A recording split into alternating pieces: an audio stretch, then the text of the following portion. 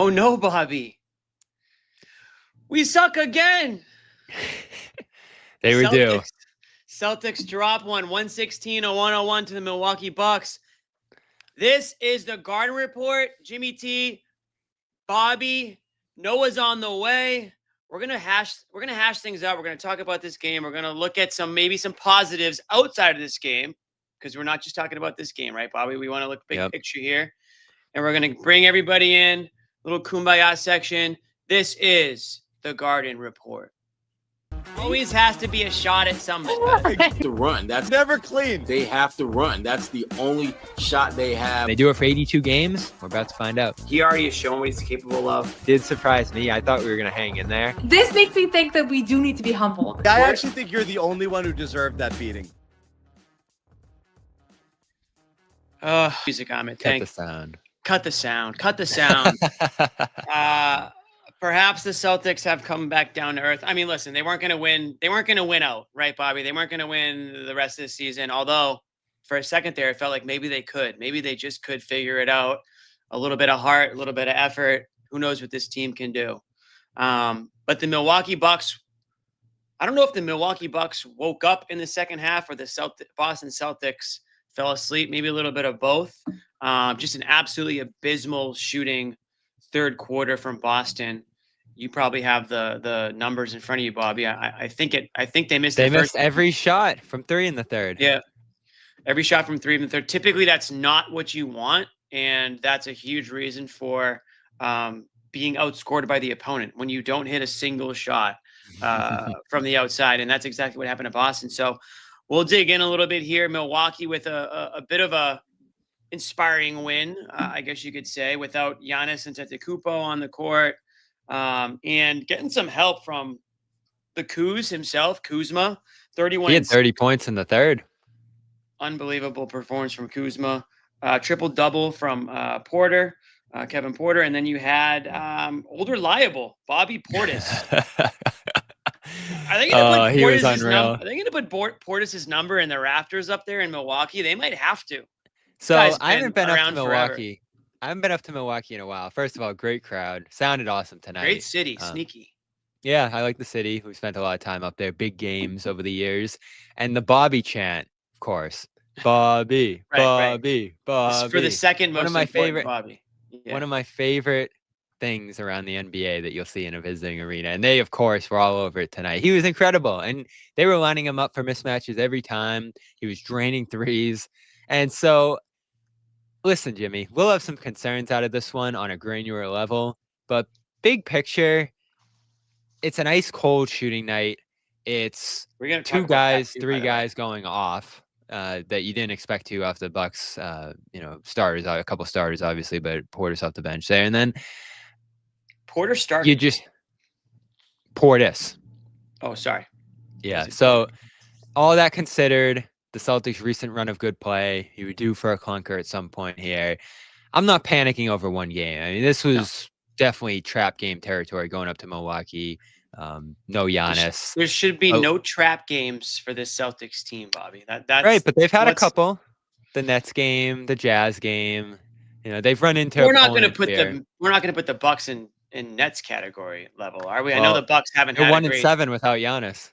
I know the Bucks are struggling overall, but if you're the Boston Celtics, I mean, again, playing inspired basketball, but that's why they win games, Bobby. They're not able to just rely on talent. They're not able to just roll the ball out there and say, oh, we got 5 former All-Stars in our starting lineup, or 6 guys that have been to the All-Star game, or we got,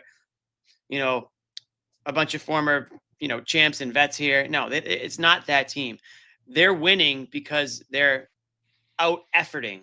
Right. On top of other things, of course, they're shooting well, and they've got, a very efficient 5-man rotation, the best in the league, actually. Right. Offensively. Yep. And so it's not just like, hey, we're trying harder than you, but that's certainly a huge part of it, is that you've got guys on this team that are playing for their lives. Right. And when you have enough of them, you end up winning some of those 50-50 games, those games where it could go either way, or maybe even surprise some opponents because they're the team that's considering, you're the trap game for some teams, right? If you're the Boston Celtics, or at least you were. The word is kind of getting out there on the Celtics team where you just absolutely cannot half-ass it against them because they will beat you.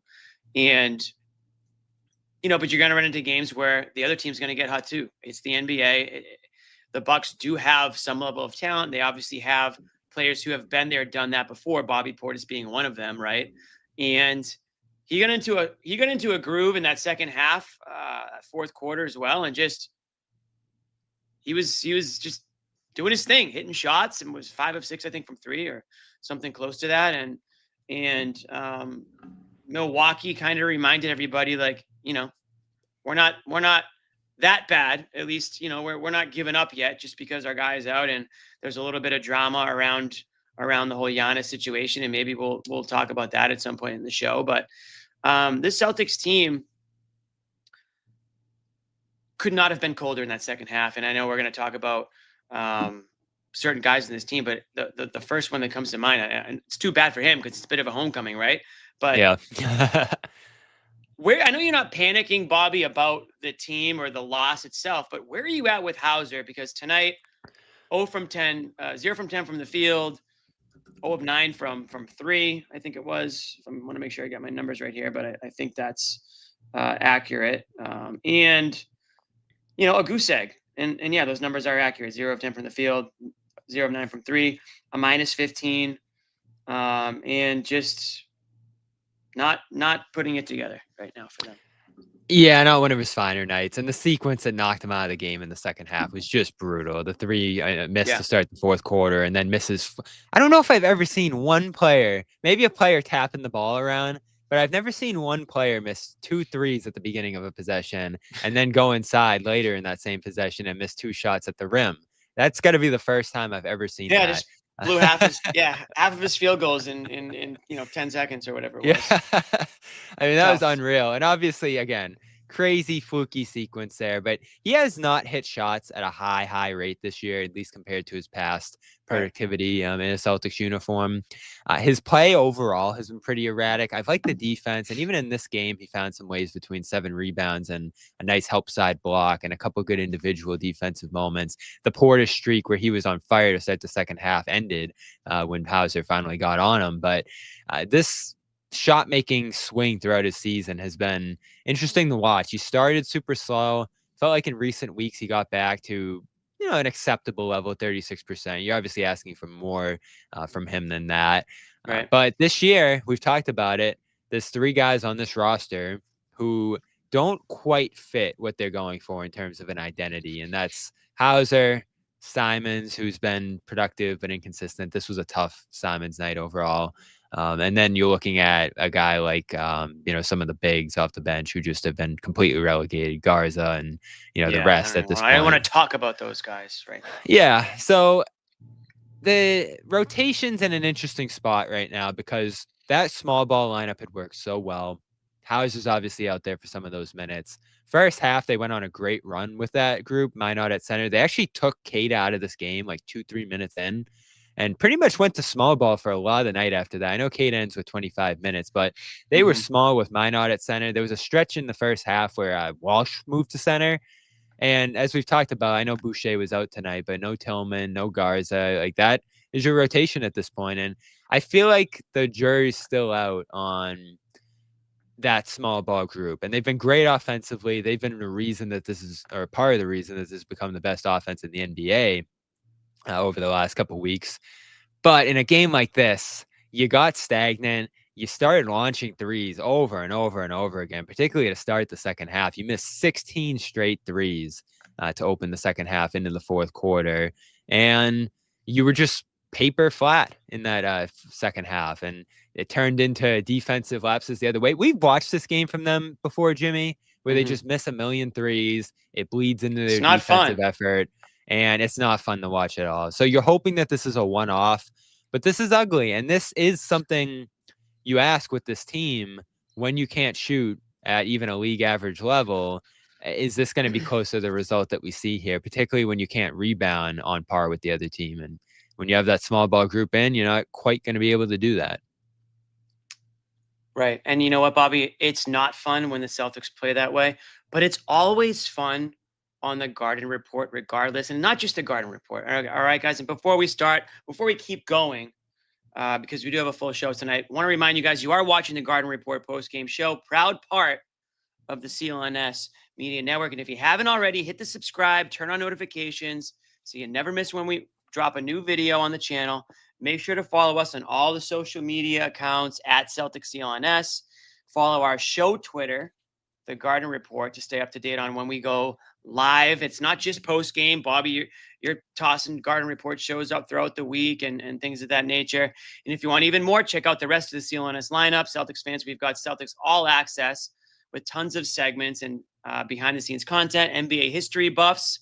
We got that channel with Nick, the Podfather himself, Coop, Max, Bob Ryan, and plenty of others, legends on that channel. Patriots fans, hit up Patriots Press Pass with Taylor and the gang, the best Patriots coverage in town by far. You've got Bedard, you've got Giardi, you've got a whole Callahan, unbelievable Patriots coverage going on right now and coming into the biggest part of the season. Bruins fans, I think the Bruins game just ended too, and I think they won. Somebody has to confirm for that one for me, but They were up. we got Bruins ringside with the best pocky odds around. And don't forget Prize Picks. Always a show and everything on CLNS is brought to you by our good friends at Prize Picks, America's #1 daily fantasy sports app, the exclusive daily partner of the CLNS Media Network. Download the Prize Picks app today. Use the code CLNS and get $50 in lineups after you play your first $5 lineup, Bobby. And I hope that nobody picked more on the Celtics tonight, unless maybe Jaylen Brown. Yeah, Brown keeps his run going. We'll talk about Brown for a minute. Another 30-point performance. I posted a comment a couple minutes ago. Another wasted Jaylen Brown performance. Is that how you kind of come out of this one? Was it that simple? Could Jaylen Brown have done anything more to help this team? Certainly it was not his doing that caused that second half collapse there. What are you pointing towards this one? I mean, we can talk Brown for a second if you want, but he's a positive in this. Yeah, I mean, you got what you needed from him in this one for the most part. You probably can go back and find some defensive lapses from him in this one because there were many across the board. Of course. Couple quick fouls. Aside, obviously, we'll talk about that. But, I mean, offensively, he gave you another 30 points. Right. You look at the plus-minus, though. He's a minus 15. He saw him on the ground a lot tonight. I mean, I don't think he was shying away from the contact. I think that he was getting after it as he normally did. But I think, you mentioned it earlier, Bobby. Once the shots stopped falling, the defense started falling as well. Yeah. And I thought in this game, the Bucks did a good job of loading up against Jaylen, who did get to the free throw line a bunch. And that's been a trend with him over the last couple of weeks here. It feels like 7, 8, 9 free throws every night for him. I think 7 probably a game now for the season. So he's up among, as we talked about a little bit on our thread, the higher level free throw shooters this season. He's set the tone in terms of going inside and attacking and kicking the ball out. But the Bucks, notoriously do collapse, do pack the paint a little bit. And so they forced the Celtics to kick it out a lot in this game, take a lot of threes, play on the perimeter. And that ended up being a good strategy on this night for them. And Brown still found still got to his mid-range shot, still got to the free throw line, as you mentioned here. The only thing I'll knock him for is late second. He does pick up a couple quick fouls, including the offensive foul that knocked him out over the final 3 minutes there. Celtics still finished 9-9, I believe, over that closing stretch to end the second. And, man, the way it was going for Walsh in the first half, you thought alongside Brown and, White showing a little flashes here and there, you thought this was their game. And it just turned so quick into that third quarter. And I think misses piled up on them. I think they got a lot of really tough looks to open up that third quarter, and it basically just overwhelmed them. They got the offensive rebounds, maybe a bad turnover here or there, but this was a missed shots game. There's no doubt about it, and that probably compounded. He could have made a few more free throws late in the third. It did frustrate me. I believe it was like the late stages of the third.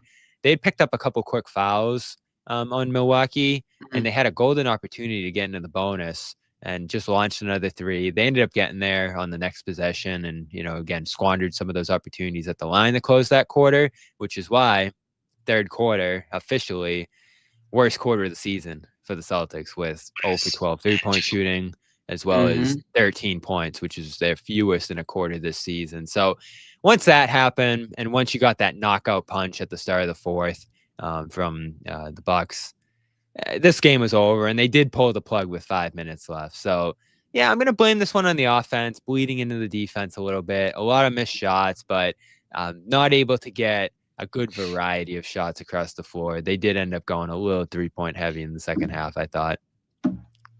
What's up with Derek White? You know, because this is my fear going into the year. And so far I've been proven wrong, which I'm happy about. You know, I'm okay. I'm a man. I can admit when I predict something, and so far has not gone that way. But I was under the impression that unless Brown and White were on every single night, Celtics weren't going to win that game. And I've been wrong, because they've had a lot of key contributors. Jordan Walsh, we haven't really even talked about him much, but we did mention the fact that he was so hot in this game. Whether it's Walsh, whether it's Minot, you know, you can go down the line of guys who have stepped up in certain points and really have filled that void. Even the games where Brown is missed or White is missed, they've figured out ways to win those ones as well, which I thought was for sure a loss. But tonight you had a situation where Brown really was your only, I shouldn't say only, because Walsh gave you 20, but he tailed off in that second, just like everybody else's. But other than Brown and a little bit of Walsh, you weren't getting much. You know, we talked about Hauser being ice cold. Pritchard was cold tonight as well. Derek White, 3 of 12 from the field and 2 of 9 from 3. So this was one of those games where, you know, if you didn't get it from Brown and White, and you did lose because of it. And I think, you know, to your point earlier, it spilled into the defense. So that really goes into why Milwaukee ended up with 115. But you're just barely scraping by with 100 points. That's not going to cut it, right? So, I mean, you asked the question earlier, is this closer to who they are if the shots aren't falling? Or, you know, have they been riding this crazy momentum and this crazy wave that's kind of allowed them to go on this regular season stretch of wins here? And are we overvaluing the wins right now because we're so pleasantly surprised by, you know, the way this team is played? And I say we, I guess I'm talking about me and some other fans that were a little bit more down on this team than others were. Are we now overvaluing those wins and that performance and forgetting that, well, there's a lot of maybe additional factors that contributed to the fact that they are winning these games, maybe things that are going to come back down to earth a little bit? Because we were talking about how, you know, the bench is shooting at a pretty high clip, 3-point percentage wise. Is that something that's going to come back down to earth? Is Jaylen Brown eventually going to come back down to earth a little bit, or can he sustain this, you know, 30-point on a night-to-night basis with a little help? Derek White, is he, over the last couple of weeks, he's kind of clawed his way back to where we all kind of remember him being. Can he sustain that and be that player moving forward? Or is he going to slip back into these games like he kind of had tonight, where it's a little bit of a helter-skelter performance? Like these are some of the questions that you kind of ask yourself after you lose by 15 to a Bucks team without Giannis, that really has no business, you know, beating you by that much, regardless of how you played in that second half. Yeah, I think we've talked about throughout their run to begin this season, how sustainable is the shooting, and not just the 3-point shooting, which has come up from a slow start. The mid-range shooting on this team has been out of this world, and it's carried them, and it's become their bread and butter through Pritchard, Brown, and others at times. And that's pretty much carrying their offense, along with some other things involved. But you look back at the last month and change here, this was the first night since November 3rd where they shot below 30% from 3. Kind of hard to believe, but they've been shooting pretty solid from 3 for a little while now, right? Coinciding with their great run over the last month or so. It's not a coincidence, right? I mean, of course, but the question is that sustainable? Is that who they are, or are they all shooting above, not all of them, but are they shooting above their means, if you will? Yeah, I mean, you look at some of the guys who are doing it. Walsh, out of this world. I believe, how many threes does he have now over this little run for him? He ends this one with 3. So he has about, I believe, 10 threes over his last 4 or 5 games here or something like that, shooting like close to 70% from 3. 3 or 4 tonight, 1 of 2 against Toronto, 4 of 5 against LA. So there's your 8 of. Give me math. Don't make me do math. 8 of 11. Then he went 9 of 12. He's been 9 of 12 over his last 4 games. Yeah, It's unreal. crazy. Yeah. So you don't think that's going to continue necessarily, but that's been important. Minot has been great from 3 this year for the most part. Shireman, in the pockets of opportunity he's had, has hit those. Even Ugo comes in and hits a 3 in those 1 or 2 shots that he ends up taking on the nights he gets in. So those guys have shot well. So Hauser obviously hasn't. Pritchard has come up. White's come a long way. You do wonder where it's going to settle down to for this team. And I would guess they'll probably be on the edge of a top 10 3-point shooting team, maybe closer to league average if they're not able to stay consistent here. But that did come up from the bottom of the league for a decent stretch to begin the season. So do they go through a lapse for 4 or 5 games where they shoot poorly here and there? And how do they handle that? Are they going to lose all those games? Are they going to find other ways to win? I look at some of their weaker shooting nights recently, and 35% against the Cavs. That's typically been a loss. They hung on in that game after the Cavs rallied late, obviously. 34 against Minnesota, couldn't hang on in that game after dipping down a little bit from 3. 32 against the Nets, you lose that game. 34 at Philly, you lose a close game there. And then 35 at Orlando in the first of those 2 games, you end up getting blown out. The first game of this month, you ended up surviving through some bad shooting against the Knicks. So you've been able to win certain games while shooting poorly. But we've talked about the margin for error with this team, Jimmy, and every little thing, whenever it becomes an issue, starts working against you. And they're still, as much as they've diversified the offense here, a team that's super reliant on jump shooting. And that's not just threes, it's mid-rangers. I was just going to say that how much more important is it for them because they don't have that interior scoring presence? I mean, all the credit in the world to Keita, right? I think we can all agree that he's exceeded expectations this season. But when you're talking about having an interior presence offensively, nobody really jumps out at you as okay, here's our fail-safe option. Here's our bread and butter in case the shots aren't falling tonight. You just kind of end up with a second half like you saw tonight in a way, because you're going to lean into those outside shots because that's what's kind of getting you the wins. That's kind of gotten you where you are so far. It's not those higher percentage shots in the paint or, the post-up game or whatnot. You don't have that plan B. I got the numbers for you here, Jimmy, in terms of the diversity of their offense. Yeah. So 22% of their offense is spot-up jumpers.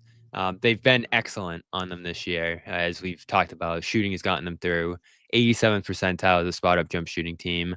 18% in transition. They're getting the transition game going a little more. They've become more efficient in that area. That's 18% of their offense. The other 18% is pick and roll, where they've been very good. Isolation, a lot of that too at 9%. Where does this all rank though? Like percentage-wise, is that something you could pull up? Like, okay, 18% sounds good or doesn't compared to the league average, or it's middle of the pack. They run a lot of pick and roll, so that's in the upper quarter of the league, the amount that they run.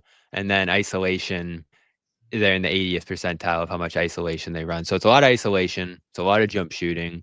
Their pick and roll has come a long way. They've gotten Keita more involved in that aspect, as well as Minot and some others. But they don't roll a lot.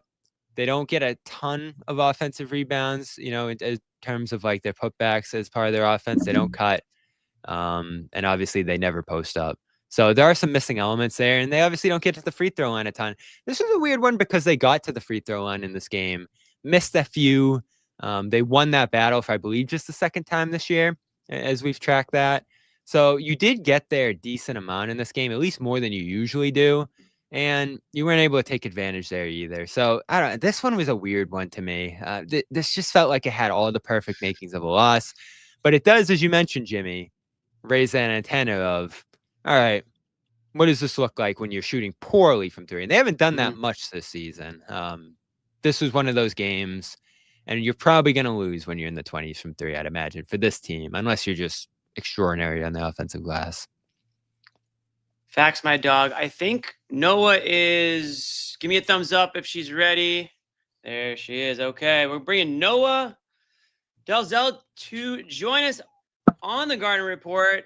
live. Thanks, Noa, for joining. Me and As Bobby were opposed just to like kinda- pre-taped. Yeah, We don't know. This is not AI. This is the Yeah, real, like the Michael real Jordan. Noa. Like we're gonna have him this year. Yeah, exactly. No. Welcome, Noa. Thank you for joining us. We've gone about 25 minutes just Panic meter time. wondering, like, should they sell tomorrow? Should we, I've been bench, listening. I know exactly what you guys have been talking bench about. Jaylen, start the kids for the rest of the year? Now that is the tank back on? No, I'm kidding. John Zanis did chime in with that comment, obviously, wherever he is right now, watching us. But Noa, I guess we'll start with what went wrong tonight. Obviously, the shooting went wrong, but is it that simple? Is there something the Bucks were doing? Is this a one-off, or is this something that we were kind of fearing might pop up at some point? Just the team just goes cold, and the talent kind of shows through in a way. To be honest, this felt like a game where a couple guys were able to get in really good rhythm with maybe a few defensive lapses early on that allowed them to catch fire. Like Bobby Portis, that's, to be honest, I feel like that's how he plays every time he plays the Celtics. I'm always surprised with Bucks. Yeah, Bucks fans are always asking for him to get traded. I feel like he's very unpopular on Bucks Twitter, but he seems to go off against Boston. Maybe he just likes playing against the rival. But 18 points on 7 of 9 shooting for him in the second half. The Celtics as a team are 3 of 26 from 3. Like it just felt like a couple of guys just got way too comfortable early on. And I didn't like some of the shot contests. I feel like guys were a little bit late, but defensively, like things just kind of fell apart. And it was a kind of the perfect example of how interconnected offense and defense can be, because once the defense started to kind of fall apart, now they're getting they're just out of flow in the offensive end. They missed a lot of clean looks, but also I think once you're kind of pressing because the other team is going on a run, they also took some quicker shots and shots that were a little bit more out of rhythm. Some individual players really struggled. I thought Sam Hauser had one of his more difficult games that I've seen him have. He's 0 of 7 in the second half. That's one way to put it. That's the way that I'm going to put it. Yeah. What went wrong for him in this one? But it's not even really spin. I think this was a bad game, but I feel like this was the doing of like, this is what happens when you let guys get in a good flow. And I have to go back and look at like the first few shots that Bobby Portis and Kyle Kuzma hit, because that's what usually kind of sets the tone for those guys. And then obviously now Bobby Portis can't miss from 3, right? Like that now you're in trouble. But it did kind of feel like they got started with a little bit easier looks than they've been giving up and they've been conceding. Bobby, you said something I wasn't exactly. I was gonna say no. Like, what went wrong with Hauser in this one? I mean, it was a bizarre game for him, especially that stretch that knocked him out of it in the fourth with like 5 misses in a minute. I think just that. Like, I don't know. I mean, he's from Wisconsin, and I think it was his birthday. A part of me was thinking maybe he worst put a lot of birthday pressure on his ever. homecoming game. You know what? If that's your worst birthday ever, it'll be a good life. But I was kind of thinking about Peyton having the Portland game last year where he was pressing a little bit, like picks up those early fouls. Sometimes like these guys are human. They want to come out, and I'm sure he had a lot of people in attendance. Obviously we're not there, so we don't have like the on the ground reporting, but I'm sure he had a lot of people in attendance in Wisconsin. I think his family traveled back with him, and I'm sure he wanted to have a really good game, and he was extra jazzed. And maybe like his ex-girlfriend was in the crowd, and he's just like, I mean, I think he's happily married, but maybe. Okay, yeah. I don't know. I don't know these guys' personal lives. No, he has study up, read the article. Yeah, he has a wife and kid. We see her around. Your ex is your ex. It doesn't matter how happy you see her. She throws you off. Like you don't want it. You don't want her or him. Goes both ways. You just don't want them around. So yeah, I'm sure that's what it was. And that's total speculation. Like he missed some clean looks. He misses the layup. High school Once he missed the layup, walks by all of a sudden.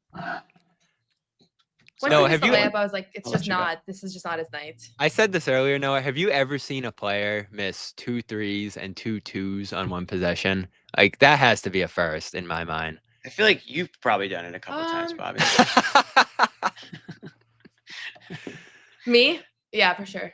No, Bobby. Me. Oh, not you. Not you. No, I've seen your game. You can shoot. It depends on the day. I mean, I'm sure it's happened, but it's hard to think of. Listen, yeah, it sums up his performance, though.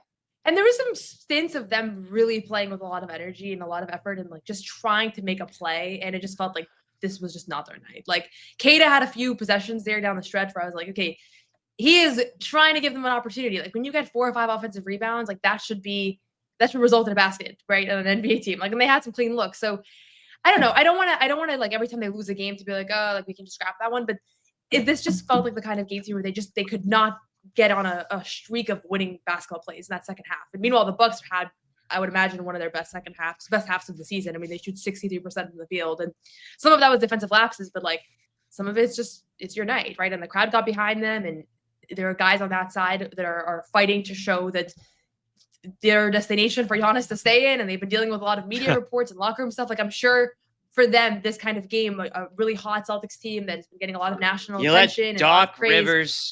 You let Doc Rivers beat you though. If you're Joe Mazzulla, and I'll never knock Doc. You guys know Jimmy, Joe. you're in bad form right now. I love Doc, by the way, but still, all the throwbacks for Jimmy tonight. Portis, Doc. Oh, I Who feel else like is throwing it I feel like back? I'm in college again. No, if you're Joe, because you guys know Joe pretty well from covering the team.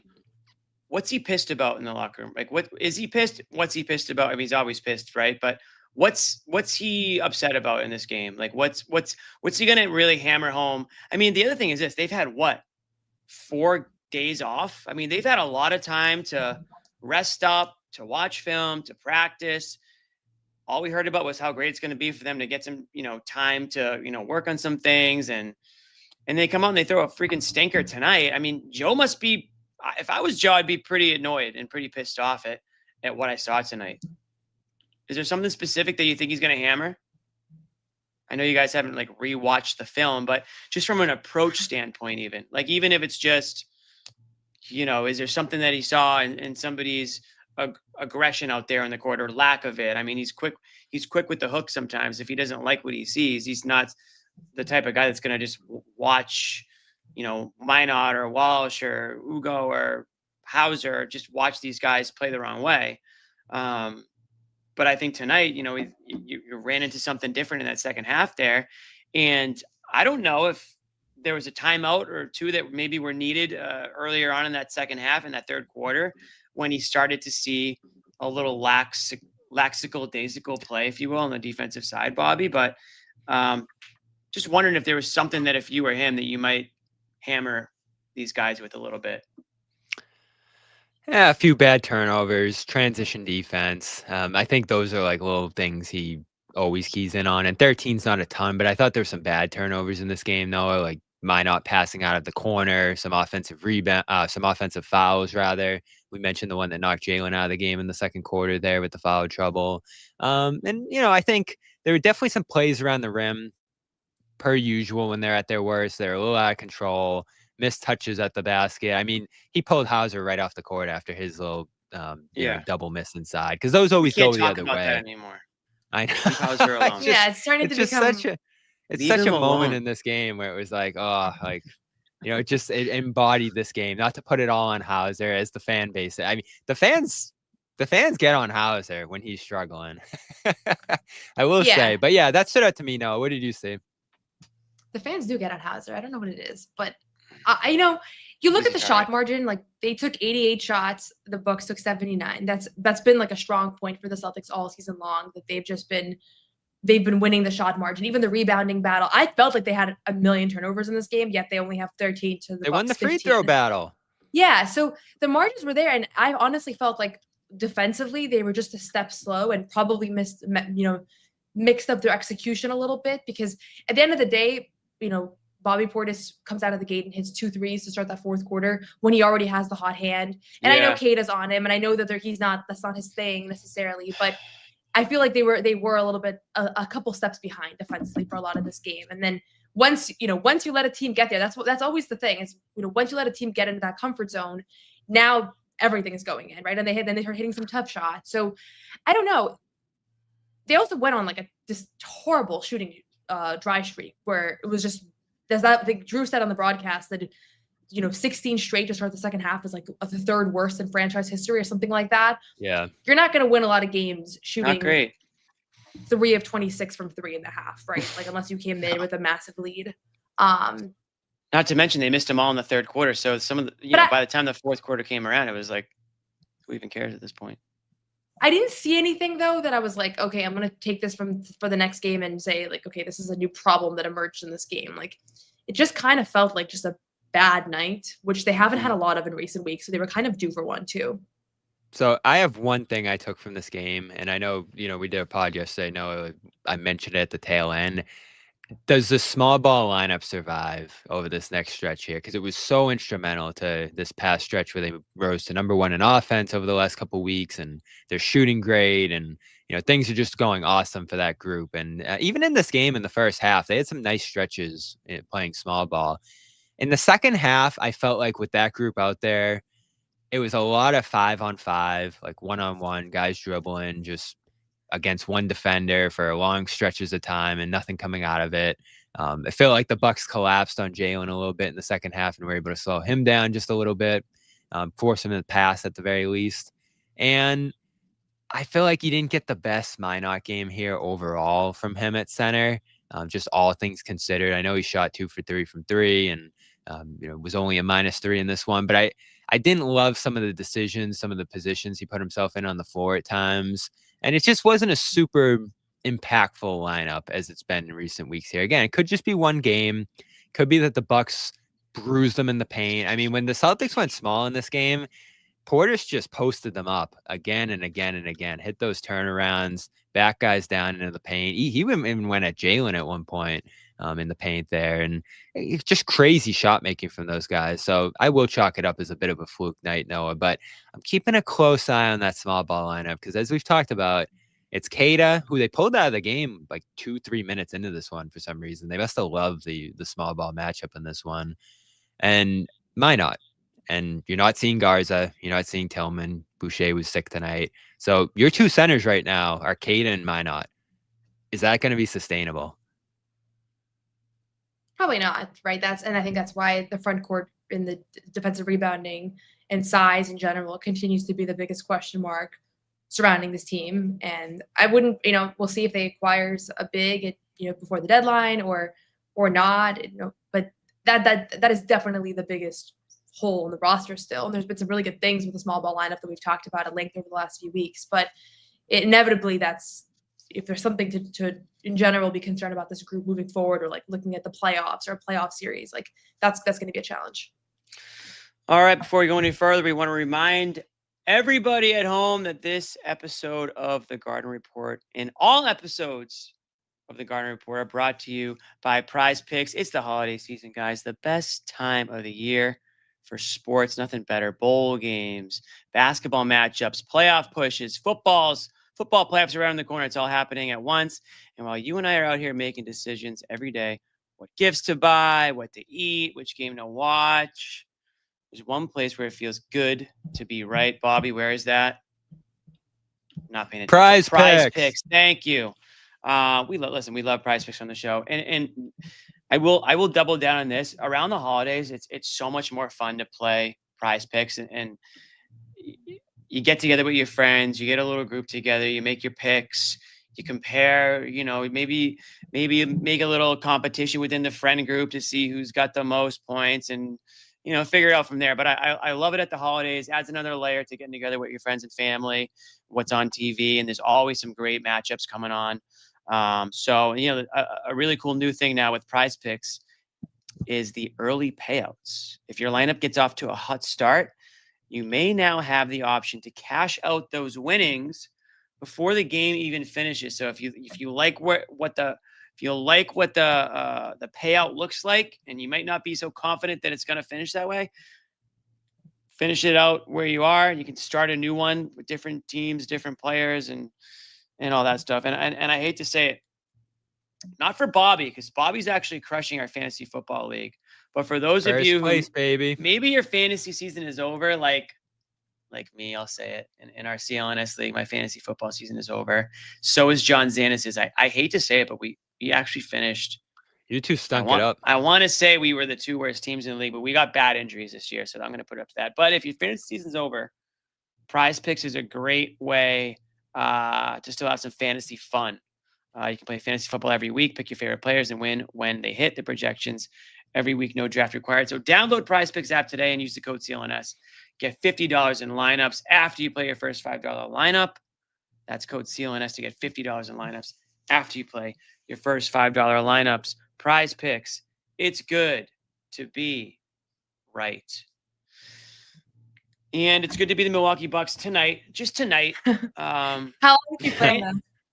In general, it hasn't really been good to be the Milwaukee Bucks this season. Whether it's Good crowd tonight, though. Shout out to them. yeah, it's almost like they're not really aware of what's going on. Because if you're if you're a Bucks fan right now, there's so much going on around the game. I was kind of thinking that. I was like, what do you have to cheer for right now? I love that crowd. Smile. They got a Thanasis sighting tonight. How about Maybe Bobby? That's what it was. That's definitely what it was. Listen, they had a moment. They had a little bit of a moment, but where are you guys at with the Giannis situation, the Giannis drama? No, we got to get the drama segment on this show. We talked about it. I'm over drama. No. That was a different me back then. That's what you're going to learn, Noah. Drama is what like the cog in the railroad. We need the drama. I live for the drama. Now, I don't necessarily need it in Boston, but I like to look at it across the league. What's going on in Milwaukee right now is interesting to say the least, whether you think it's drama or not, whether it's tea, whatever the kids are saying. Where are you guys at with this Bucks team, this Bucks organization? Do you see Giannis staying, actually requesting the trade? Do you see him being traded? Do you see the Bucks contending with Giannis ever again? Or is this something that, the window is kind of closed on this iteration of this Bucks team? And are they better off, trying to get as much as they can and maybe trying to reset on the fly in some capacity? Honestly, this feels like one of those inevitable trades that is just, whether it's now or over the summer or the middle of it's going to happen eventually is how it's just, again, we had the speculation warning. That's just how it feels. Speculation. Like a little bit of the Damian Lillard. I actually like that. That feels like it really exonerated me. I haven't used that in a while. Yeah. Hold on. But I'm looking for it. I don't know. It's clear, Giannis.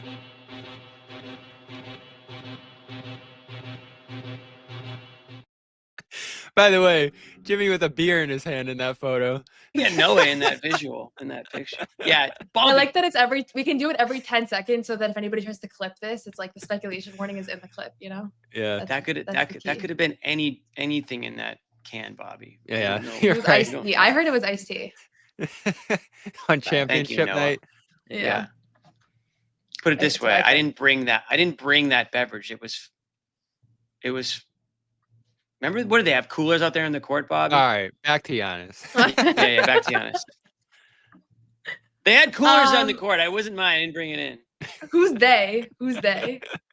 I know it wasn't for you. The Celtics, the NBA. I'm sure the NBA provided beer for you to drink. Well, he's not going to get kicked out. I didn't say it was for me. I just said it was there. I didn't say who it was for. All right, back to Giannis. Bobby, speak. I'm not even drunk. You want me to talk? I didn't know if Noah was done. Yeah, I was too busy putting that comment.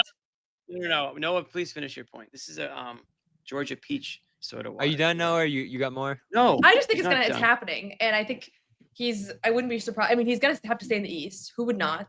If they want to work with him whatsoever, if I was Giannis, I would make 8 destinations. They'd all be in the East, because why would you want to deal with Oklahoma City before the finals? If you're trying to leave Milwaukee because you want to contend, you have to stay in the East, right? So then you look at the Knicks, you look at the Pistons, Miami, the usual candidates, teams that are maybe one piece away from really being contenders or really being in the mix. And that's where I expect him to land. And honestly, my gut right now tells me that it will be before the deadline, but these things can drag out for so long.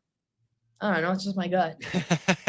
Wow. I feel the opposite. Usually right. So I think it's so hard to trade a guy like that in season. Especially, I mean, who knows if he's even back by the deadline, Jimmy? They're saying 4 weeks, but it could linger longer with a calf. And there was a good calf article, I believe, in the Athletic today. Love a good calf article.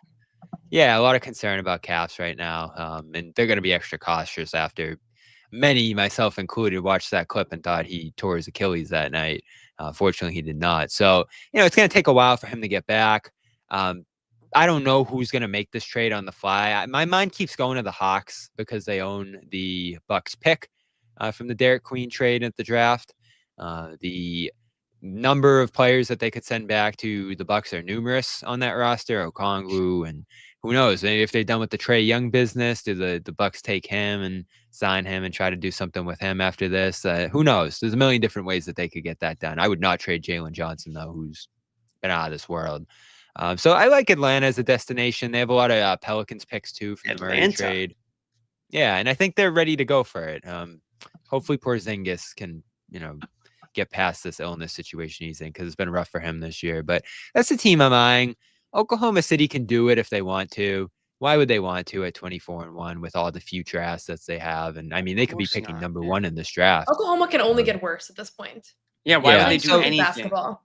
No, they're not going to do it in season. Absolutely not.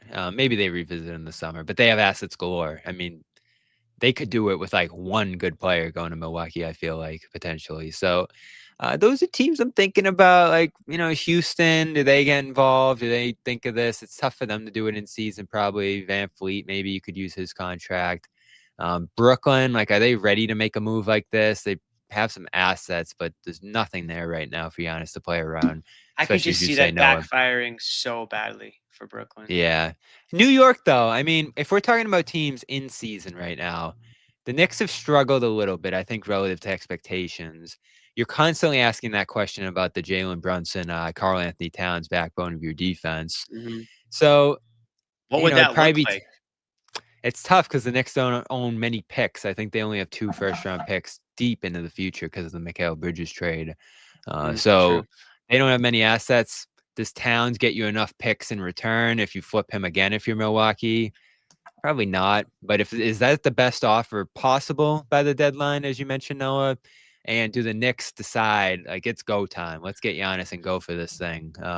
I don't know if Giannis is enough of an upgrade over Towns to warrant how much they'd have to give up. Potentially OG or Bridges in a trade like that, too. And you mentioned Miami. I think Noah mentioned Miami. They just always seem like a team that's going to be involved. Yeah, do you trade Bam? I don't know. It feels like they love him, but they're not going anywhere. Why wouldn't you? Either. I think you trade Bam for Giannis. I don't think you really think about that. What's your gut tell you is the destination, Noah? Yeah, gut alert. I don't know. I don't know if I have an instinct on that, but tough one. I like your thinking. You don't expect, like, who had Dame going to the Bucks, Yeah. Who had Drew Holiday going to the I couldn't picture that. Lakers? No, I don't think he's gonna go out west. Okay. Although that would be interesting. You think he's scared to go out west? He's not scared of anything. No, I think it just wouldn't be.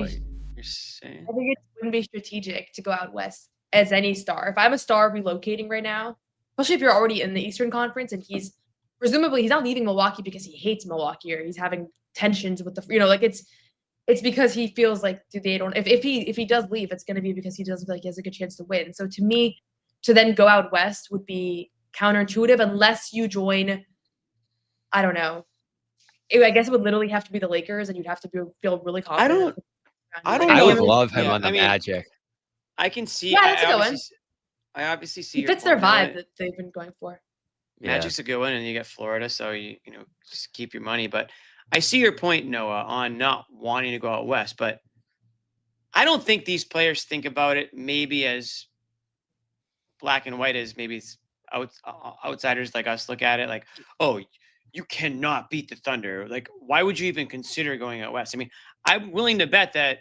Not just because of the Thunder. Just to be clear, I think it's also just. You look at the Eastern Conference right now versus the Western Conference. Geographically, too, I think. This might be one of the worst disparities, at least from looking at maybe, I don't know if the numbers reflect that, but that's what feels at least. Of course, it's an easier path, right, to go, coming from the East. But at some point, you're going to have to beat a great team or multiple great teams to get to where you want to go. Unless you're the Boston Celtics 2 years ago. You didn't actually have to beat anybody. You just kind of won a championship. But wow. that was a rare circumstance. Typically, you're going to have to beat somebody good out west, regardless of whether you're coming out of the West or coming out of the East.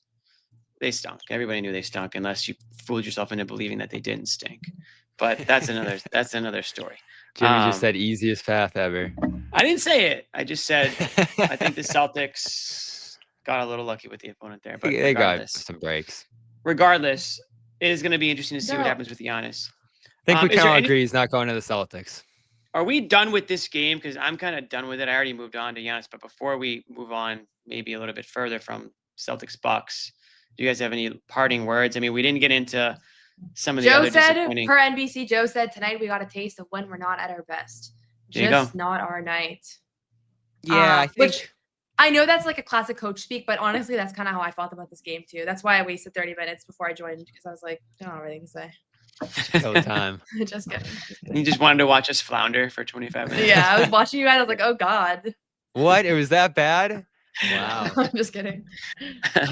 Yeah, I won't be watching this one back. Was he able to comment after this? Did he have anything else? No, I know you're probably cruising Twitter, but I mean, I think we'd all I would agree that never. this was certainly not the Celtics' best performance tonight. And I think when Joe looks at it, he's not going to worry. He's not going to even look at the missed shots. He's going to look at how they reacted to those shots and how they did or didn't get back on defense and how they did or didn't, make the smart pass or the extra effort play. I think that's ultimately, what it came down to in this one. And I could pull up the stats here on, sort of like the team matchup stats here. If you look at, field goal percentage, you let the Bucks shoot close to 60% from the field tonight. 45% from three, 58% from the field. Obviously that you can't make it that easy for any opponent. I don't care if you're the Bucks. I don't care if you're the Nets, whoever it is. That's just, and it's rare to say it, but it did feel like the effort just was not there. When So I'll disagree with that a little, Jimmy. When it needed to be the most. But. Right. Yeah, I mean, they had a poor stretch in the third, and that killed them, particularly shooting the ball. And, when you look at it, you mentioned it earlier, Noah, like all the little areas of the game, they won. Shot margin, free throws, turnovers even, and, the offensive rebounding department, they won pretty handily as well. Yeah, I mean, that's one. I think that shows where the Bucks beat you. Yeah, transition 2 probably wasn't great in this one. So, yeah, I think you controlled the hustle, like small margin areas of this one. You just shot 20 points worse than them. And that's tough to overcome. And obviously, there's going to be shots you look back at that you probably weren't thrilled with and, some plays that you just had a finisher look. But when you come out of a game and win all 4 of those key categories, you're probably not losing many of those games. I don't have a number in front of me for that, but I can't think of many games, where you win all 4, what they call the 4 factors there, and you lose. So that should make fans feel a little better coming out of this one. If they go into a cold spell, we'll see. Do you have concerns about this team, though, Noah, like when shots aren't falling, how effective they can be? Because they have shot well recently. I think it's fair to say, regardless of who you are, if you shoot 4 of 26 from 3.5, it's going to be tough to overcome that, right? Like even if you do the other things well. And I thought that they had some stagnant possessions and a couple of untimely turnovers and some defensive lapses. So it wasn't like everything was perfect besides for that, but that's inevitable. If it started feeling like a trend, I would be more concerned. But again, like I said earlier in the show, I kind of feel like they were due for one of these nights that just wasn't their night. Because really, I think it's since the Brooklyn Nets game where Jaylen called out the effort post-game, they've been pretty consistent on a nightly basis, executing, playing hard, shooting the ball well. Everybody's been trending upward. So, sometimes you just have to, that streak comes to an end. It's why it's so hard to win games in the NBA, right? Because it's hard to kind of string together 6 consecutive wins, which is what tonight would have been. Plus, I'm sure there's a little bit of, this game spelled more winnable. They're coming off some rest, like classic trap game, right? No Giannis. Bucks have lost 10 of 12. I didn't feel like they started that way. Like I didn't feel like they slept well. They started really strong in this game. So I don't want to lean on that too much, but you have to, when you now zooming out when the game's over, like it does feel like kind of a classic trap game. But what does Joe always say? Like it's all about how you respond. They have a great opportunity to respond against the best team in the East on Monday. We saw how they handled Detroit a couple weeks ago. It's going to be really hard to do that 2 times in a row, but that'll be a great opportunity for them to kind of respond to this poor showing. Bucks have won 3 of 4 against the Celtics at home, going back a little while here. So that's actually a good point. It does feel like they kind of have a lot of these bad nights in Milwaukee. Like I've been up there for a bunch of them. There. Yeah, I've never been. So good arena, one of my favorites. Yeah, some are saying that's why the Celtics keep losing there. Why wouldn't you go, Noah? That's so messed up. You know what's kind of I crazy know. is you guys could have She was went so and bummed like about Giannis. you could have actually had a little time to spend there too because you get some time before and after. Milwaukee's a cool city. I was surprised. I had very, very low expectations, and I was actually going to just go to What do you like Chicago most about it? instead. I just thought there was like there was like a market in the center of town, in the center of the city, that was really cool. I forget what it was called, but it was right in the middle, and there's just cool outdoor restaurants, rooftop bars, and it's like kind of a very lively center of the city. Now, I obviously didn't see all of it, but the little section that I went to, I thought, oh, there's a lot more going on here than I envisioned, like fresh, like you know, food and stuff like that going on. It was cool. Obviously, it's a big I beer liked it drinking too. city too. Big, That's where I was going with you. I was wondering if that was why you like it. There was a couple beers. A couple beers were tapped, but I would say there was more to it than just that. Okay. Okay. We're gonna get out of this game. This was an L. We're never gonna probably ever talk about this game again. Honestly, if like when we're thinking back on the season, we'll probably never reference this game ever. Isn't that kind of crazy? It'll just be a That's number. the hope, right? If Yeah. we have to reference it, it would mean that it was some sort of turning point, which hopefully that's not what it is. That's a good point. Yeah, this is like the beginning. Hopefully, this is either the beginning of the end, or we never think or talk about this game the again, beginning of so, the end. They never win another game the rest of the year. Yeah, Tough stretch but- coming up. This could be will be interesting. We did get something of real positivity between games here. It had nothing to do with any of the players currently playing games for this Boston Celtics team, but it had something to do with the one guy that everyone's kind of got an eye on the side there, Jayson Tatum. The highlight reels, the practice reels, the posts, like the little things are coming out here, right? And of course, there's the, every player is a business and you want to stay in the spotlight and you want to make sure people are thinking about you. But we're starting to see some real movement, literal movement from Jayson Tatum on the practice court with trainers. And we're getting some reaction from, actual medical people. And I'm going to read off one tweet that came out. I think it was yesterday from a guy, Dr. Jesse Morse. Now, this guy, for all I know, could be a dentist, for all I know. Honestly, he could be a dentist, just calling himself a doctor. We all look up his credentials before reading this.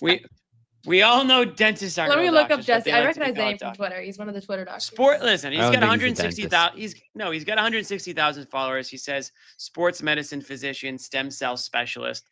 Sure. But he's in Miami though. Functional and longevity medicine, NFL injury expert, and he's the CEO of something called Injury Experts with a Z. So I don't know if that's a place that people go. If I'm going to an injury expert with a Z at the end, I just don't know if I can take that person seriously. Experts. So there's multiple, with a Z. I guess I'm guessing injury experts with an S was probably taken, so they just went with a Z there. But this is a stem cell guy. He's a stem cell doc. So for whatever reason, he felt qualified to say, after looking at the Jayson Tatum practice shooting around video, and I quote from Dr. Jesse Morris, who might be a dentist, Jayson Tatum can return literally whenever he wants. My guess is that it will be sometime in January, but he's close to being ready now. And that's from an injury expert right there. Now, whether or not Tatum comes back in January isn't the topic of this discussion, right? I think we would all agree that would be really early. Were we all in agreement there that would be extremely early compared to other players with same or similar injuries? Regardless, where are you guys at with Jayson Tatum right now after seeing, I know we all saw the video and we've all analyzed it and we've probably seen a lot of reaction. Let's start with you, Noah. Just reaction on the video. Or does it feel like to you, ahead of where you thought he'd be at this time, or did you not really have an opinion, or where are you kind of at with things?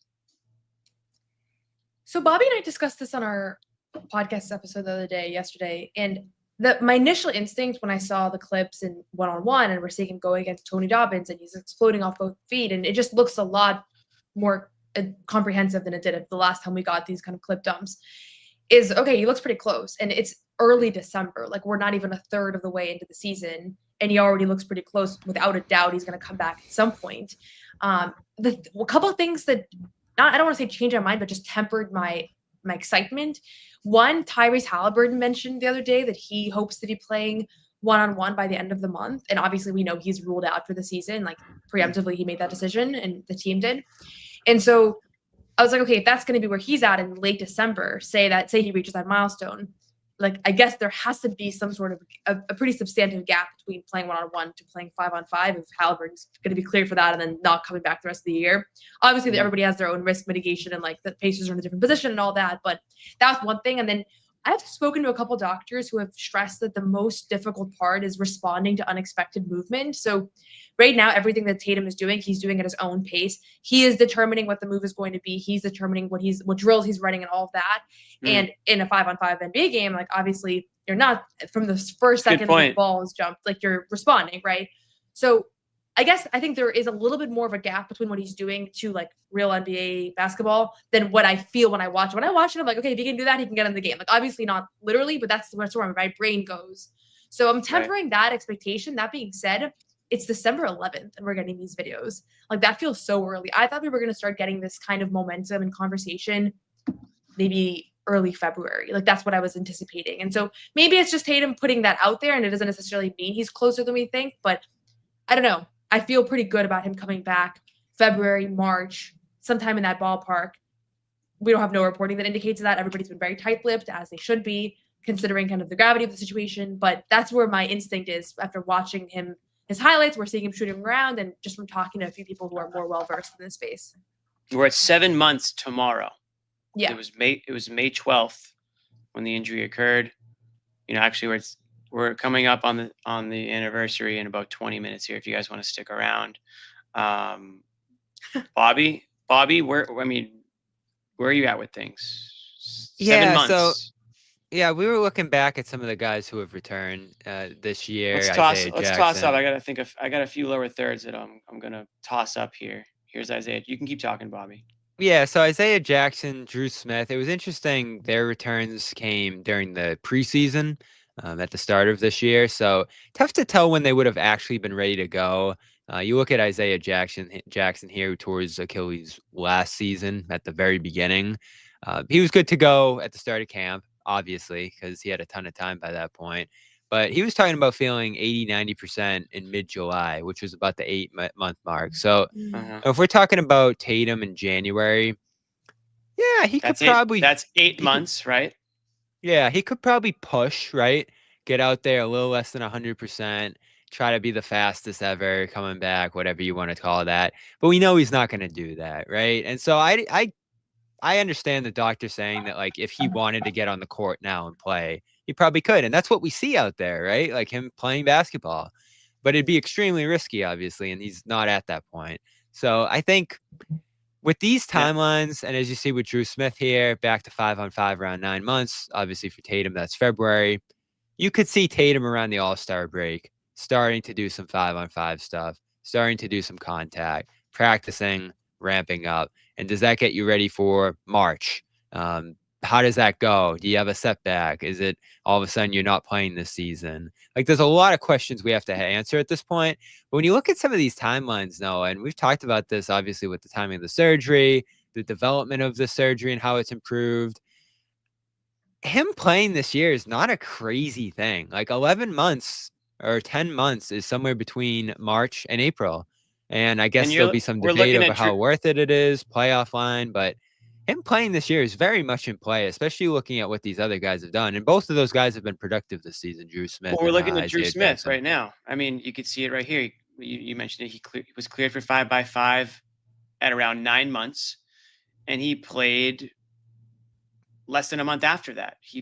So just over 9 months, Drew Smith came back from his Achilles tear. So what are you looking at? You're looking at March for that, right? I mean, if you're talking Tatum, we're just comparing months here. Obviously, the training and the recovery and the rehab is everyone's different. But to your point, Bobby, this guy did it. Drew Smith. Theoretically, And the difference so could Jayson is, Tatum. obviously he's starting day one training camp. So practices, workouts, ramp up for the start of the preseason. You play the preseason, and then you play in the regular season. So that's the difference here between these guys who were ready to go at the end of the summer versus Tatum, who's going to be ready to go at the end of the season. So where do you find a practice day to get him into? Where do you find a good spot to get him ramped up in? And as we've talked about, Noah, I'm very skeptical that they'd throw him into the playoffs. I think that's just such a tough spot to come back from this from. I feel like no one has ever really done that. From not only Achilles, but numerous injuries. To miss that long, it's tough. Yeah, it's the one thing to have missed the last month of the regular season, but to miss almost a year of basketball, that would be pretty brutal. I do think Drew Smith is probably the best example we have right now. And what stands out to me about his timeline is that he didn't have to come back in October. Like, there's a whole season coming, right? He could, if he needed another month, it would have been completely fine to just take another month. Plenty of guys started the season sidelined. So that shows me that he was quite literally 100% ready to go, or else there was no reason to force it, right? With Tatum, we know he's trying to get in with a little bit of reps before potential playoff run. Like, there's a little bit more urgency in that standpoint because of how much delayed his timeline is. But that to me was a very encouraging sign that he was ready to go from the start of the year, because there was no pressure to be able to do that. So it just kind of shows you that that's where the timeline is at now for some of these athletes. Everybody's going to have their own process and timeline. I think why it started feeling so improbable for me was because right away there was 3 major Achilles injuries in the playoffs. 2 of the guys ruled out. 1 guy is not ruled out. So right away it feels like, okay, if Tatum comes back, it's going to be kind of doing this thing that's against all odds because the other 2 guys have been ruled out. And then when you think about it more deeply, Damian Lillard is older. He's going into a different situation. And then Tyrese Halliburton it happened a month later. And so maybe if roles are reversed, they're ruled out reverse. Maybe Tyrese Halliburton also is more risk averse or felt like he needed, mentally it was a different approach. And I think for some people it might really help them to say, I'm going to try to come back this season. For some people it might help more to say, I have 15 months and I can take my time and not, everybody's different. So the more we've thought about it, I think we've all kind of reckoned with the reality that like he if he does come back this year, there's no reason to think that it's like a risky thing to do or it's irresponsible. Like if he comes back, it's because he was ready to go and everybody approved it and medical was on the same page. And there's also some benefits to not being sidelined for 15 months as it relates to other parts of your body, right? To stay kind of within that game speed, game shape, all that. And if you saw his appearance on like the Marcus Morris stream or podcast, he talked about how this is like the best he's felt and the strongest he's been in other aspects of his body because he's had so much time to work on that. So maybe there will be some positive ramifications as well. Yeah, and I think another guy to watch for here as we get into January is DeJounte Murray, who, from what I've seen, no news he's been cleared, but he tore his on January 31st last year against the Celtics, obviously, at home. And no news, no updates about him and his timeline right now. So does he get back within a year range? Obviously, if Tatum's going to miss a year, he's not going to play this season, you would imagine, unless the team goes deep into the playoffs. And then it's that same question of, are you tossing him into a playoff series at that point? So I felt good about this. It's all speculation. We want to hit the button, but this is definitely in play. And the guys who have come back more recently, the advancements of this surgery, his timing, his age, I think all put him in a good position. His along type with the of fact surgery, right? The speed bridge that you guys reported on, I think that's a part of it as well. And the fact that he was seen within days later, kind of already starting some level of rehab on that. So I don't think Jayson Tatum has done one single thing to slow his recovery timetable. And when you look at guys who have had the surgeries and have come back in the times that they've come back, and you say, well, according to Jayson Tatum's, surgeon, he has this superhuman calf that he's never seen before, right? Yeah. And coming from a guy that specializes in, I think it was ankle and foot and obviously lower body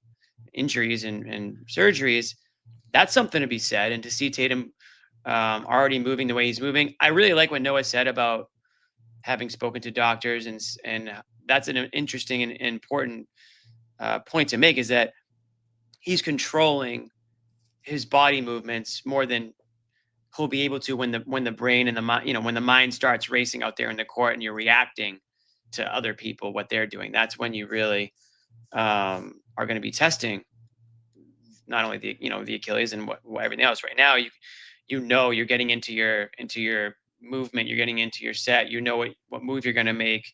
You're not going 100%. The guys defending you are just kind of putting a body on you for the sake of putting a body on you. So of course there's going to be a major difference in what we see today and what needs to happen in order for him to get in the court in a few months. But and then like we've talked about, whenever he comes back, Jimmy, he won't be himself. Conditioning, shot making, all of that. It's going to take some he's going to have to get to that in point. The middle of a season. What if he is? What if he comes back and he's literally himself? Then like, is you're that talking a possibility? about I mean, well, certainly, he literally but you're will talking be about himself. Yeah. What if he comes back and he's like 30 points a night, 10 rebounds? He's like hasn't missed a beat. I mean, that's what Durant did, and that's why he's the standard. Then there's a new contender in the East. I haven't even considered that. I'm always picturing like a limited version of him. Anything's possible. Anything is possible with what he's done and who he is. Like it is unprecedented, as you've said, Noah. Like we have never seen a guy in this position come back from this. So what does that look like, especially on the shorter end of a timeline? It's going to be interesting to see. I think some of the best, more productive returns from this thing have taken longer, have ramped up over a more controlled environment. So he's trying to do something very difficult right now, and we'll see where this team's at by that point too right now. Do you think we'll see him, Jimmy? Yeah, so I was about to finish my point by saying that, Bobby. I'm kind of with you.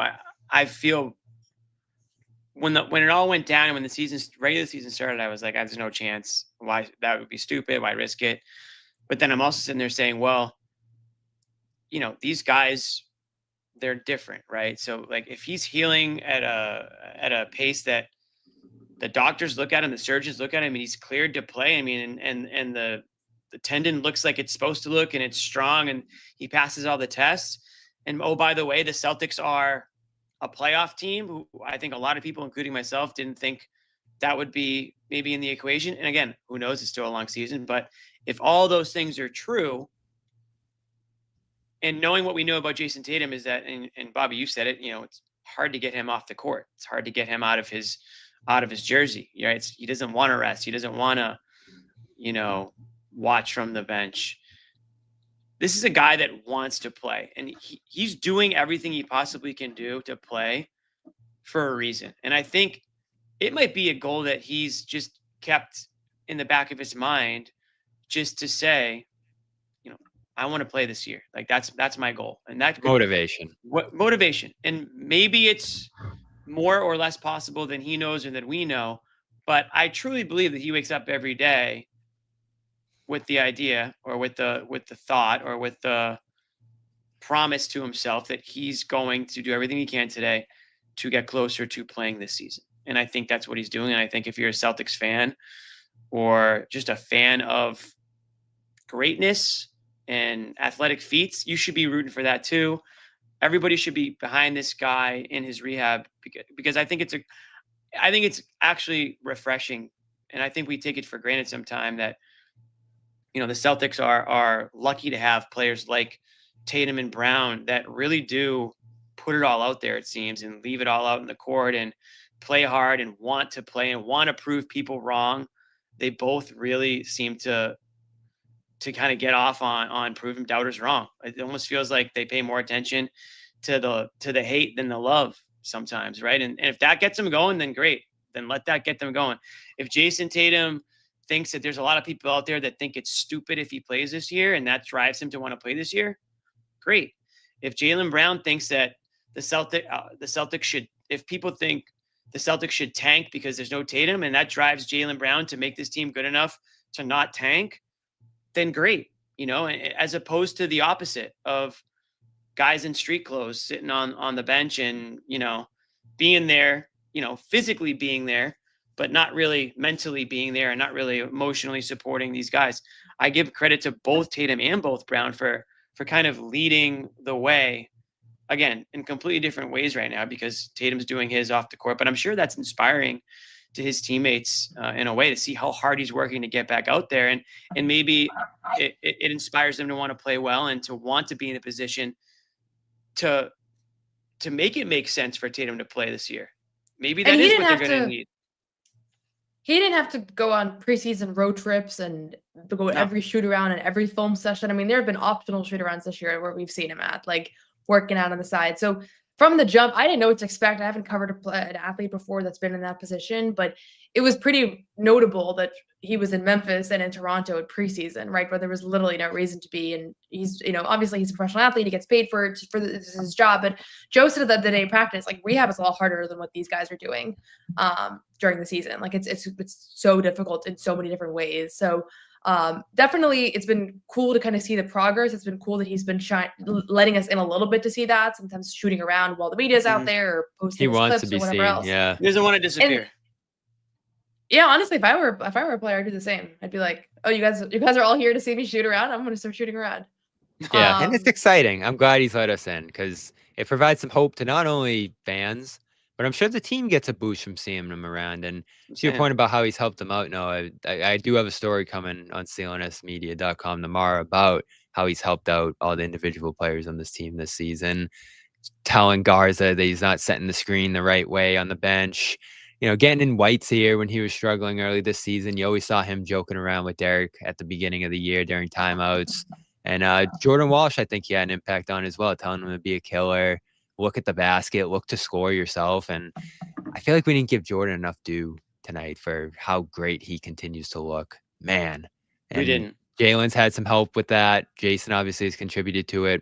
Others on this team over the years. If there's a silver lining to tonight, and I guess this can be like my final take on this one. You sat back at times before this game went to hell, and we're just like, yeah, there goes another three. There's another steal. He has 3 steals in the first half. Oh, there's another great play around the rim. There's another.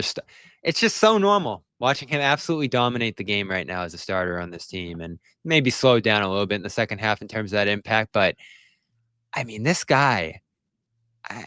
It's unbelievable what he's making every shot he puts up, 3 or 2, and the confidence and the assertiveness he's playing with. It looks like he's been an NBA player for years, the level he's playing at right now. I don't know if this is going to last, but this has to be so much fun for not only him and his teammates as well right now. Like, I'm just amazed. This is the best story by far this season, what he's been able to do. Yeah, it feels like shocking. a Linsanity run. Except sustainable because the main thing that's I was part of Linsanity, Noah. I'll have you know, but go on. What do you mean? I want you to finish your Walsh point, then I'll tell you. No, Sean Grandy responded to me saying that, being like, were you old? You weren't even old enough to know about Linsanity. I was all for Linsanity. I didn't miss a Knicks game during that stretch. But yeah, if you look at his stat line, like, that's ridiculous. This is the same guy that a month ago wasn't playing, 3 weeks ago was playing, but we were like, okay, but he's going to go over 2 every night because he's just a purely defensive player. And then over the past week or so here, I mean, it was last Thursday that we were in DC where he has a career night. He has the second best scoring night the next day. Like, it just feels like he's found a way to impact the game offensively in a way that I honestly didn't know. I didn't know that was in his bag. Some of the moves, some of the finishes, some of the moves, the confidence with which he's shooting. Like, routinely, I mean, he's shooting like 46% from 3 or something on the season now. So things are going to go down to earth a little bit. Like, that 7 for 7 first half was ridiculous. Maybe they won't. Well, then he's trending towards being an MVP candidate if this continues, this kind of shooting. But exactly yeah, this is just so much more than you could have hoped for him entering the season. And the last thing I'll say on it is just entering the year. I know everybody was excited about potentially getting a really good draft pick and using that as your piece for the future.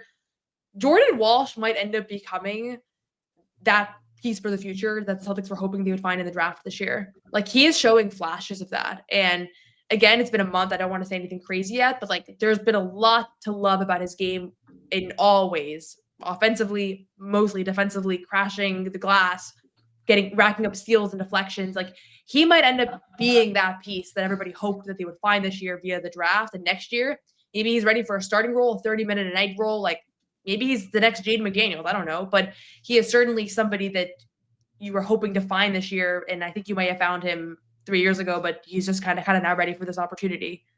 Can I say this real quick, Jimmy?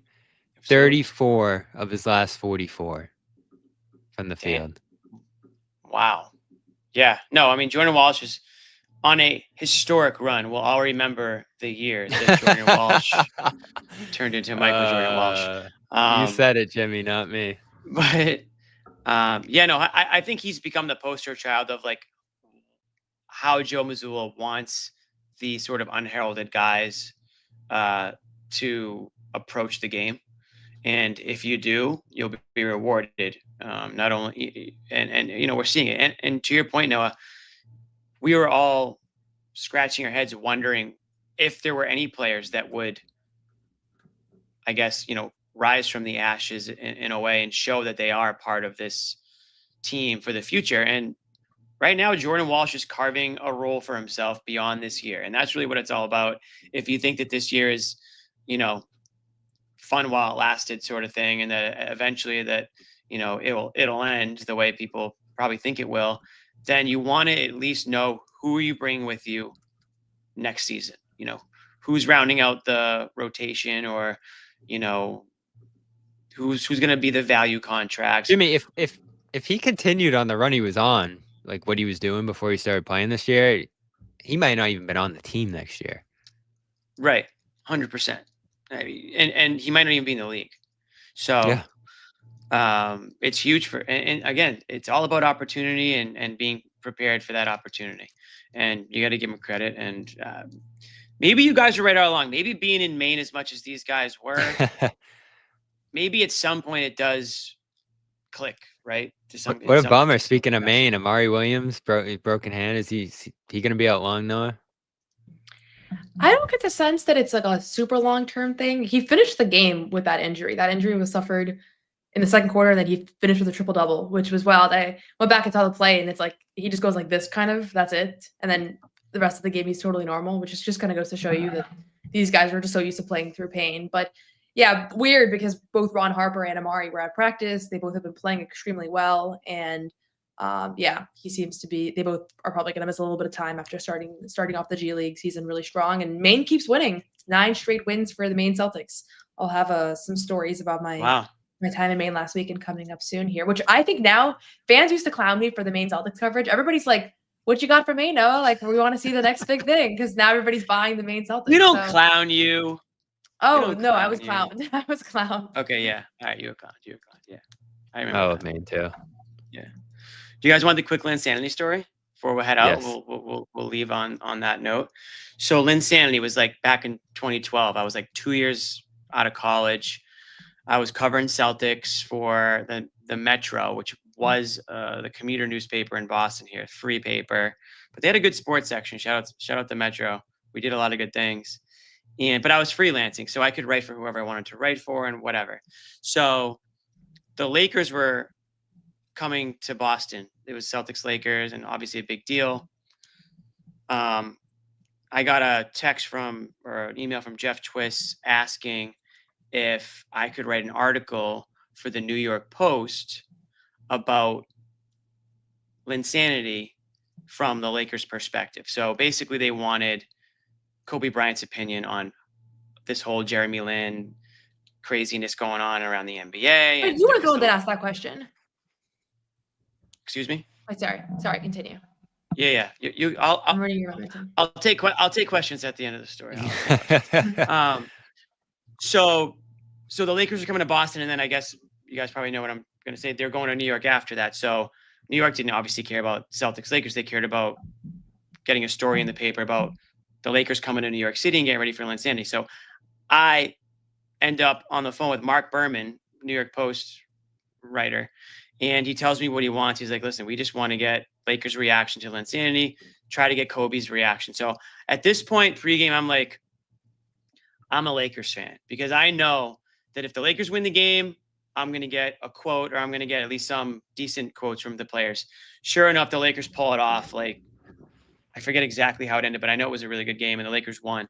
So I'm in the Lakers locker room waiting for Kobe, finally get Kobe to sit down. And I'm like, again, a couple years out of college, barely, can barely see in front of me what I'm doing. And I get the question out. Kobe looks at me like I've got like 3 heads. And he's like, what are you talking about? And I like kind of rephrase the question again, because I'm like, shit, I got to get this quote. I got to get like a reaction on Linsanity. So I explained, like Jeremy Lin, he's, kind of going off right now for the Knicks, and it's, the city's in a tizzy, and he's kind of just dominating the league. And he looks at me and a couple of the guys around me, and he's like, I literally have no idea what you're talking about. And basically, I what Kobe cannot was believe doing that was you. that was me. Basically, what Kobe I was have doing was rewatched that so many times. I cannot believe that was you.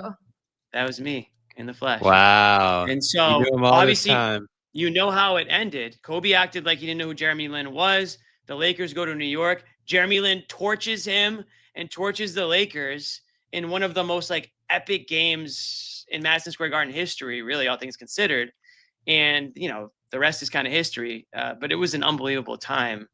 That was just such a fun run. And yeah, I had like the back and forth with Kobe, and I left there at first being like, I totally fucked up. I didn't get a quote. But then I was like, wait a second. The story is that Kobe Bryant is not even giving Jeremy Lin the time of day. So I put the article together, wrote it up, emailed it to the Post, and it was like back page New York Post, like the next day, like when the Lakers were coming to town. Hey, and Jimmy. I swear to God, I was watching the game, it was an ESPN game, and I swear to God, I was watching the game. And maybe it's just me making this up in my head, but I could have sworn they tossed up like a picture of the Post that during the game or something. I was like, I wrote that article. It's like, that was Did you have a sweet. byline?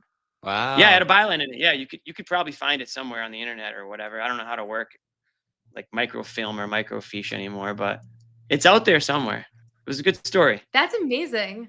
Because I Yeah, it was a remember fun that time. I was so obsessed with Linsanity. Like when I was a kid, I used to get so obsessed with like specific players, and obviously Linsanity is like the best candidate. But the way I would get obsessed with these players is that I had to consume every piece of media surrounding them. Like I had to rewatch all the games. I had to read every single article. And I remember the Kobe reaction and being like, I'm so excited for this game now. Like, how could you not know? And rewatching the thing, I'm like, I can't believe that was you. I never like, why would that be you? I remember, like, you don't cover the I'll Lakers. never forget. Like, why were you even there? You know, like it's such an unlikely story. I'll never Jimmy, forget. I'll never interrupt you again. Thank you. Now that I know. You will though. That's okay. And I'll never forget. Like the last thing you said to me was like, I appreciate the question though. Like the most like cocky, like condescending way ever, being like, I don't give a F about anything you're saying, and I don't even know who Jeremy Lin is, dude. So I was like kind of glad that he got torched after that, to be completely honest. But that was a great time. Anyways, that's my story. We'll leave Nowadays, it at we would have said Kobe Bryant ignores Jeremy Lin or something like that on YouTube. No, that is what I wrote. Are you kidding me? I was like, I'm saying on YouTube. Oh yeah, in like all caps, like Kobe Bryant. Yeah, all the aggregation would be like, Kobe Bryant makes shocking admission about Jeremy Lin. Yeah. Luckily, this was before the internet, so it was all good. Like nobody even knew it happened until it showed up in the newspaper the next day. Do you know what the headline was? Back in 2012. I honestly, I took a picture of it somewhere, but I don't exactly remember exactly what the headline was. Tomorrow night. Is that the? Oh, Amit's tossing up the link to the interview, I guess. That's funny. Yeah, it was me. Ben Rohrbach was. I remember Ben Rohrbach was right next to me. Shout out to Ben. Yeah, he was still there. hanging around. He'd back me up on that one, and a couple other Celtics dudes were hanging around in the locker room. I always go to the visitor locker room. I just watched it. I will never look at you the same, Jimmy. I remember this line of questioning so vividly. Like How did you look at me before? You didn't respect. Wow. I will only look at you with awe and reverence now. I appreciate that. And we'll leave on that note, guys. Thank you guys though for watching the show. That's a funny headline actually on here. What is it? Kobe Bryant on Jeremy Lin. What the fudge is going on? I don't think he said fudge. No, he did. He literally looked at me. He literally looked at us like we had no idea. We had no idea. Like we were actually bothering. Like I think I said to him, like, "Are you gonna guard him? You know, like, are you? You know what I mean? Like." And he kind of just laughed at the idea that like he would guard Jeremy Lin, and then like flash forward like 24 hours later, and Jeremy Lin's blowing by him. But anyways, that's it for us, guys. Celtics drop one tonight, first loss in a while, so bit of a weird feeling, but I think you know we're gonna get past this. We're gonna move on. Big one coming up Monday against Detroit. I think Bobby and Noah will have a little preview coming up for us for that one. The Beast of the East. Yeah, we got practice on Sunday. Maybe a little more Tatum footage from practice. So yeah, we'll see what happens out there. Yep. Time off continues for this team. I know. Weird. A whole weekend off. Enjoy your weekends, everybody. Get your Christmas shopping done or your Hanukkah shopping, whatever it is you celebrate. Noah, do you celebrate anything? A little bit of everything. A little bit of everything. I knew you were going to say a whole lot of nothing. You're going to say that. I just knew you were going to say that. Okay, well, whatever you celebrate, get your chores done this weekend so you can enjoy the holiday season with your friends and your family. We'll see everybody back here Monday night against Detroit. Again, Celtics drop one, 116-101 to the Bucks. We're on to Detroit. Amit, hit us with the outro.